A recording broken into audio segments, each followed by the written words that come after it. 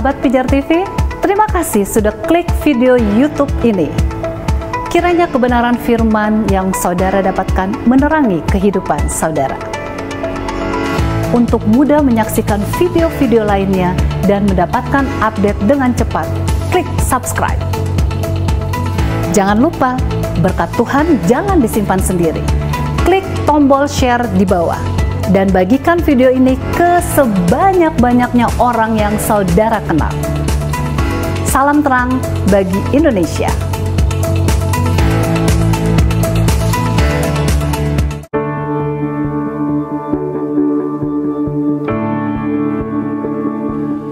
Selamat datang di webinar Dialog Teologi Sintas Iman bersama Dr. Bambang Nursena.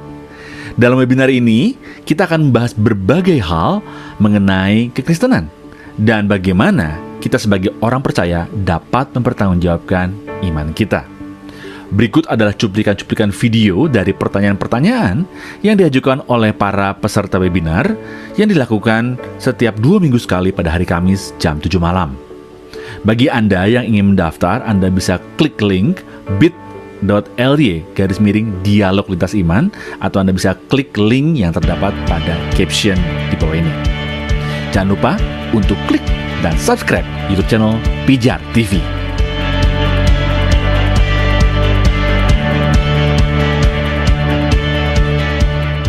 Trinitas itu justru menunjukkan jumlah. Maksudnya kata tri nih, Bah.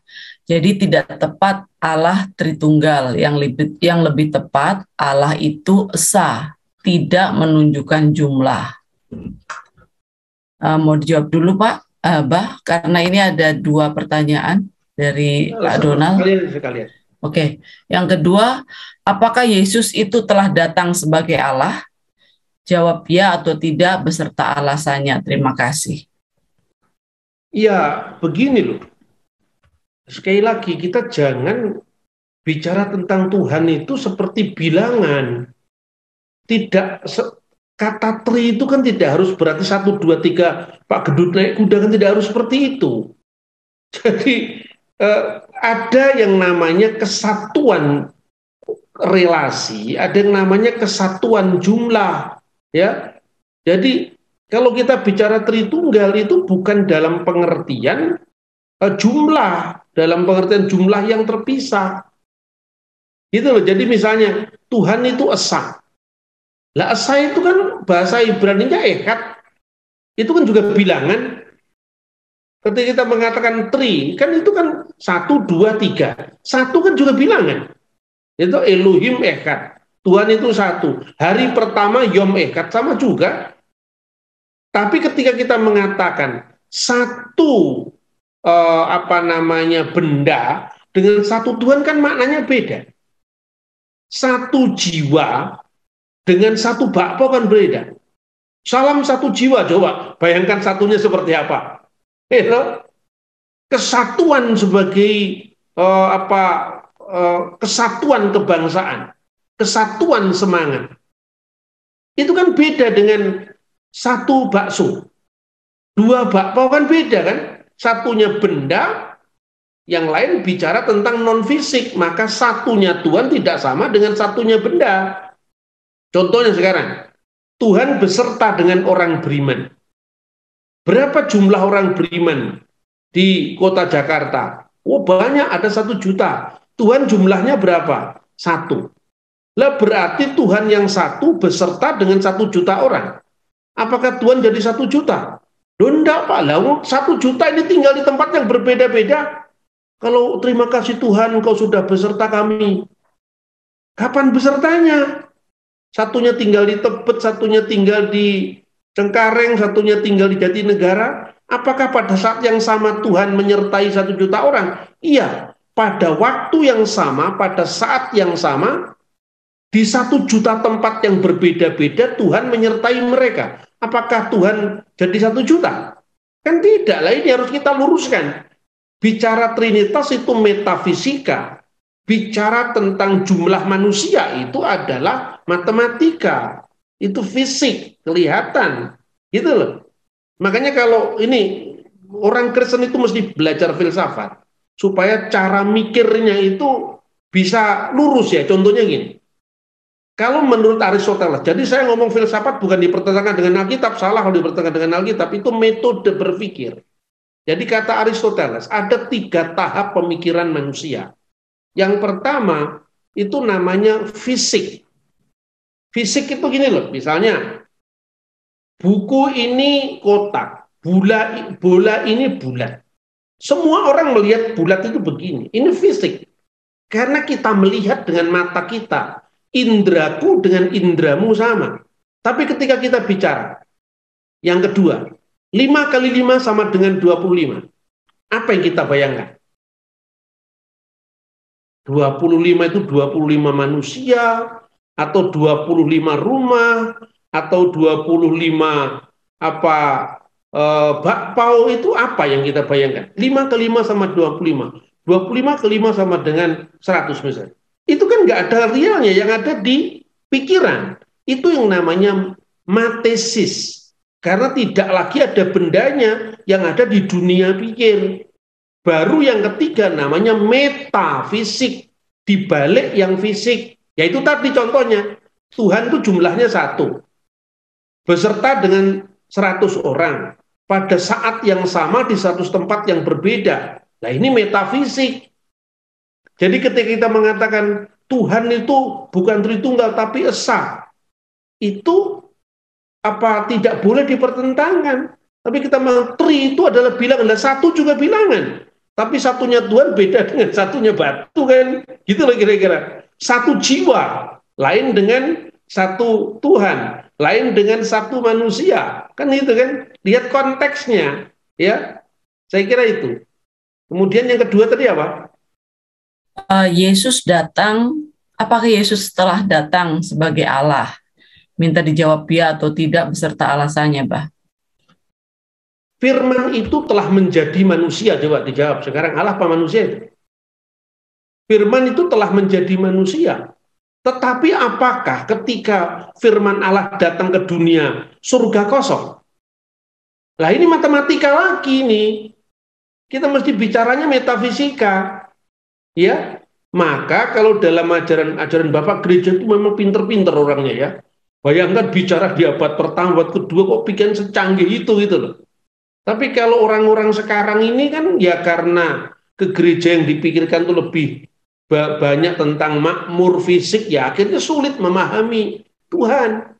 Ini kalau bicara tentang Kristus itu datang sebagai Allah atau datang sebagai manusia, jawabannya gampang sekali.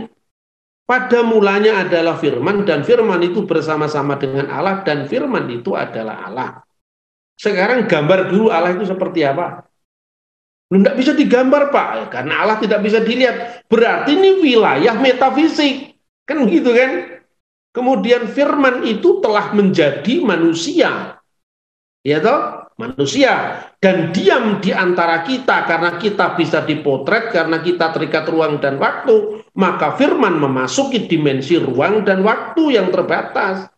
Apakah ketika Yesus menjadi manusia pernah kehilangan keilahiannya? Tidak. Ya, seperti misalnya satunya tubuh dan roh saya. Ketika kemudian tubuh saya cedera, roh saya nggak bisa dicederai. Tetapi roh saya merasakan penghinaan atas tercederanya tubuh saya gitu. Jadi kesatuan hipostasis itu seperti itu, ya. Misalnya, ketika bendera Indonesia diinjak-injak oleh orang asing, apakah roh saya terinjak-injak? Tidak. Tetapi roh saya bersedih, jiwa saya bersedih, menangis karena apa? Karena bendera itu simbol daripada bangsa saya. Ketika saya ditempeleng, yang merasakan kan tubuh saya, roh saya, karena bukan fisik ya tidak bisa disentuh oleh tangan, ya toh? Tetapi ada hubungan antara roh yang tidak kelihatan dengan tubuh saya yang bisa ditampar tadi, itu loh kira-kira. Jadi itu namanya kesatuan hipostasis antara Allah dengan firman-Nya. Jadi tidak sederhana mengatakan Allah itu esa berarti bukan Tritunggal. Enggak seperti itu. Karena ketika kita mengatakan Allah itu esa, itu juga bilangan. Kata esa itu dari bahasa Dayak. asa dua telu kan itu kan. Coba kata akad bahasa Arab, ekad bahasa Ibrani itu juga ekad seni, ya tuh, apa namanya, satu dua selisih revi, itu kan sama satu dua tiga, saya kira itu ya. Ya, terima kasih, Bah. Lanjut pertanyaan dari Pak Anom Surahno. Mulai kapan penggunaan kata Allah dalam perjalanan agama samawi? Jika kita melihat perjalanan Sang Pencipta dalam pengenalan umat akan Tuhannya. Kata Allah dalam bahasa Arab ini maksudnya ya? Iya. Kata Allah ya. dalam, ya? Mestinya ya, karena dituliskan kata Allah. Kata Allah di dalam bahasa Arab itu dipakai sebelum zaman Islam. Kata Allah itu kognit dengan kata Ibrani Eloh, Elohim, ya, atau kognit dengan bahasa Aramaik Elah, Allaha. Nah, itu kata Allah itu berasal dari kata al-ilah. Al itu the, definite article, ilah itu sembahan. Jadi al-ilah artinya dia sembahan yang satu-satunya. Nah, kemudian dari data-data prasasti-prasasti sebelum zaman Islam, itu kata Allah sudah muncul. Misalnya di dalam prasasti Jabat tahun 512, prasasti Umul Jimal. Umul Jimal tidak mengandung kata Umul Jimal kedua, ya. Itu kata-kata Allahu Ghafara li ulaih, Allah mengasihi ulaih. Kalau dalam prasasti Jabat itu al-ilah. Jadi ada ungkapan bismi al-ilah, demi nama Allah. Kemudian ketika konsili Efesus itu ada seorang uskup dari Elusa yang datang pada konsili itu, dan konsili itu dilaksanakan tahun 431. Namanya adalah Abdelas. Dan kata Abdelas itu adalah bentuk Yunani atau pengejaan Yunani dari Abdullah yang artinya hamba Allah. Seperti misalnya kata Haritz dalam bahasa Arab dieja dengan ejaan Yunani dengan kata-kata Aretas. Aretas itu wali negeri yang menangkap Paulus itu. Itu kan nama Arabnya Haritz, diyunanikan jadi Aretas. Abdullah diyunanikan, dieja dengan huruf Yunani jadi Abdelas misalnya. Jadi itu sebelum zaman Islam. Bahkan bapaknya Kanjeng Nabi Muhammad itu namanya juga Abdullah, artinya hamba Allah, ya. Itu dari sudut pandang gramatika, dari sudut pandang sejarah. Dari sudut pandang gramatika saya kira penafsir-penafsir besar Islam maupun itu ahli-ahli dari kalangan orientalis maupun orang Kristen semua sepakat bahwa kata Allah itu sifatnya netral, tergantung agama apa yang memakai. Bahwa di Indonesia kata Allah itu dibawa seiring dengan munculnya agama Islam itu betul. Tetapi artinya sebelum itu Islam juga sama-sama berakar dari masyarakat Timur Tengah yang lain, antara lain orang Yahudi dan orang Kristen. Nah, kita misalnya sekarang sampai zaman dulu sampai zaman sekarang pun di Israel itu misalnya ada kampanye orang-orang Yahudi dari kelompok namanya Chabad. Itu menerjemahkan 7 hukum Nuh yang dalam bahasa Ibrani disebut Sefa Misfot bin Noah. Itu di dalam bahasa Arab disebut sebagai Asabu wasaya abnan Nuh. Itu hukum yang salah satu aturan yang pertama itu Abu Dasarah diterjemahkan ibadatul asnam, lalu diberi makna al-iman billah, iman kepada Allah, atau al-iman bi ilahin wahid.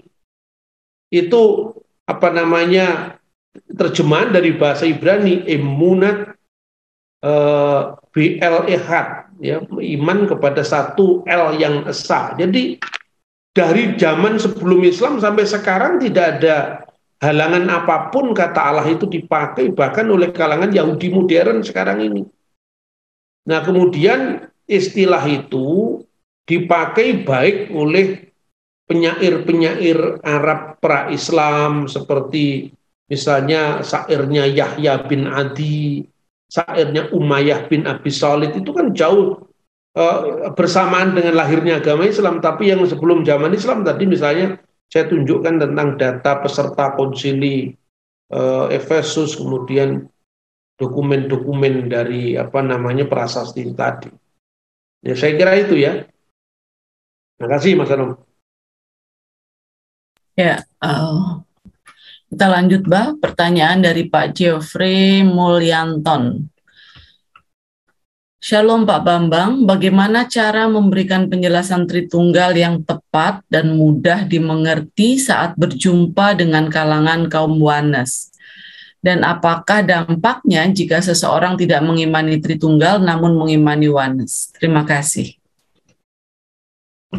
Saya itu kalau lihat kalangan Kristen sekarang terus terang bingung. Wanes itu apa sih? Saya bingung saya. Itu makhluk muncul tahun berapa itu? Itulah orang yang berpikir yang namanya ahistori. Orang yang berpikir ahistori itu berpikir ujuk-ujuk. Ujuk-ujuk itu apa? Tidak ada Jokowi sebelum ada Bung Karno, sebelum ada Soeharto, sebelum ada Gus Dur, Mega, dan SBY. Jadi mikirnya mesti harus runut itu loh. Nah, Wanes itu munculnya tahun berapa? 1900 sekian. Ketika gereja sudah berlangsung 1900 tahun. Nah, antara tahun 33 sampai munculnya Wanes itu isinya apa dunia ini? Makanya cara mikirnya itu, saya harus dikatakan, Bapak ini Tritunggal atau Unitarian? Sejak kapan gereja ada Unitarian? Unitarian itu kan di bawah Michael Servetus dari abad pertengahan. Jadi saya terus terang, saya ini ya, disebut ortodok ya memang ortodok, tetapi pikiran saya kan selalu sedapat mungkin saya ingin berpikir bukan hanya kontekstual, tapi juga berpikir secara historis. Berarti ada kesinambungan gitu. Nah, kelemahan Wanes, menurut saya bukan hanya kelemahan, itu kesalahan fatal. Itu tidak bisa membedakan antara yang fisik dan non-fisik tadi gitu. Nah, Tuhan kok disamakan dengan tubuhnya Kristus sebagai manusia, kan beda itu. Oh, jelas anak laki-laki yang dilahirkan itu namanya Yesus. Jadi Yesus itu nama anak laki-laki, di mana Tuhan punya jenis kelamin. Karena Allah itu roh tidak terikat oleh ruang dan waktu, maka tidak mungkin kalau Allah itu identik dengan Yesus Kristus. Yesus Kristus itu adalah firman Allah yang menjadi manusia gitu loh. Jadi contohnya gini, kalau pikiran saya menjadi buku, pikiran saya ini kan sifatnya kan metafisik. Coba gambaran pikiran kan nggak bisa. Tapi ketika menjelma menjadi buku, nggak bisa dong pikiran saya dibatasi dengan kertasnya buku saya, gitu loh. Itu harus clear dulu itu. Terus kedua, tidak bisa membedakan antara Tritunggal secara ontologis dengan pernyataan Allah yang Tritunggal. Pernyataan Allah secara pernyataan Tritunggal itu gini misalnya. Ketika Yesus dibaptis, Yesus ada di Sungai Yordan. Roh Kudus dalam bentuk burung merpati dan suara Allah di surga, engkaulah anakku yang kukasih. Nah, ini kan tiga yang terpisah. Ya toh? Ini kan tiga yang terpisah. Nah, itu kan pernyataan Tuhan yang terpisah. Itu contoh misalnya. Ya. Yang dibaptis itu kan Yesus yang punya fisik. Sementara Allah itu roh yang tidak punya fisik. Ya kan? Yang dalam rupa burung merpati itu adalah teofani, Roh Kudus. Bukan merpati itu adalah Roh Kudus. Lah kalau merpati itu Roh Kudus, kan ada Roh Kudus goreng akhirnya. Benar apa tidak? Ada lidah-lidah api. Lidah-lidah api itu teofaninya Roh Kudus ketika dia mencurahkan Roh Kudus itu loh pada saat hari raya Pentakosta. Tapi kan tidak berarti kalau ada lidah api itu sama dengan Roh Kudus. Karena itu adalah teofani atau penampakan Roh Kudus. Jangan-jangan kalau ada rumah kebakar, Roh Kudus membakar rumah. Kan tidak seperti itu. Jadi ingat, yang kelihatan terpisah itu tubuh fisik, yaitu tubuh inkarnasi Sang Kristus, anaknya Bunda Maria. Yang kelihatan seperti burung merpati, teofaninya Roh Kudus.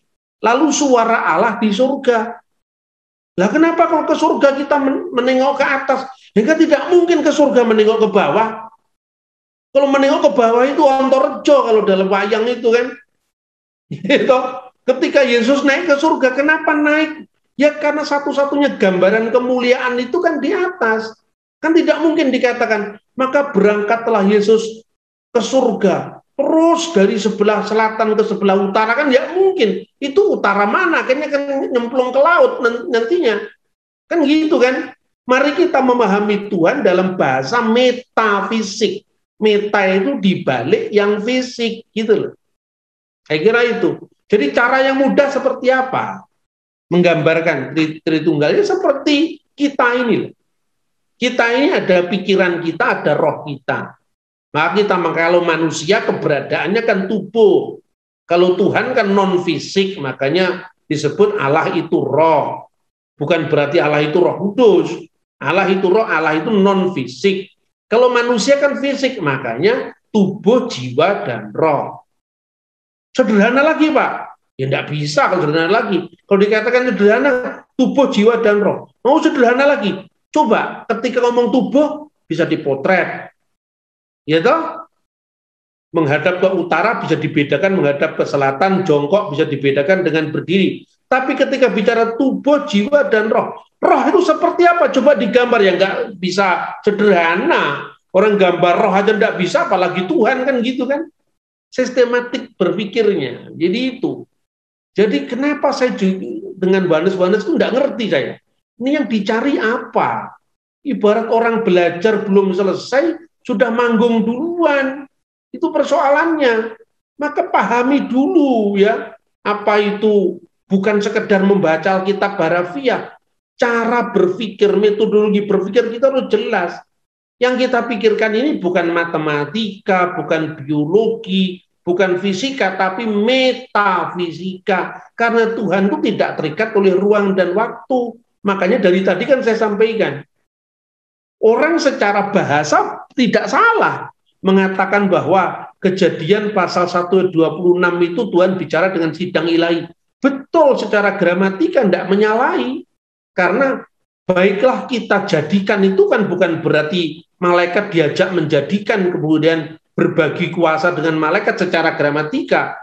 Toh ayat 20-nya mengatakan maka diciptakan oleh Allah, yang menciptakan Allah. Tapi ingat-ingat kata saya, ketika Tuhan menciptakan bumi, langit, malaikat sudah diciptakan duluan, makanya malaikat diajak ngomong. Tapi waktu malaikat diciptakan terus Tuhan ngomongnya sama siapa? Coba ini aja, diulang-ulang terus, direnungkan terus lebih-lebih kalau tengah malam, ya sambil minum kopi direnungkan terus. Sebelum Tuhan menciptakan alam semesta ini, Tuhan menciptakan malaikat. Ketika menciptakan alam semesta, Tuhan ngajak diskusi dengan malaikat. Oke, dianggap benar aja lah itu. Tapi ketika Tuhan menciptakan malaikat, Tuhan ngomong sama siapa? Coba renungkan itu. Nanti akan ketemu bagaimana memahami Tuhan dengan logika yang benar gitu loh. Saya kira itu ya.